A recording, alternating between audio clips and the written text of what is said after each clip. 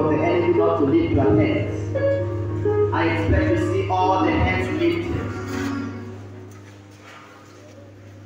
Heavenly God, we welcome your majesty in this place.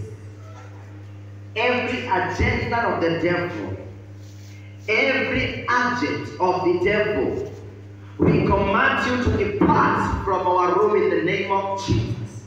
Wherever you are, I release fire, consuming the fire of the Holy Spirit to consume your wickedness right now. From wherever corner you are, right now receive the consuming fire. Be part in the name of Jesus. We command you out of our room. We command you out of our service. And we are praying for breakthrough. We are revealing breakthrough in the mighty name of Jesus Christ. Lord of Lords, come and do with us. In Jesus' mighty name we pray.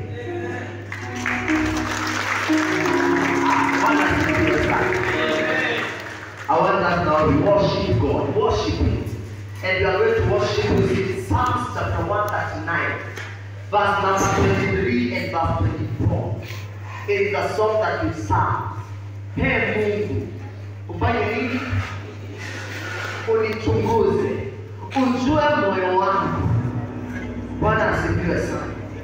I wanted to be your prayer this morning as we tell the Lord, Bwana tuchunguze. Asubuhi ya leo Bwana tuchunguze. Ujue mioyo yetu. Uone kama ipo njia iletayo majuto ndani yetu. Na utuongoze katika ile njia ya haki. Oh my God. Everybody lift up your hands. Lift up your hands, everybody, in the presence of God.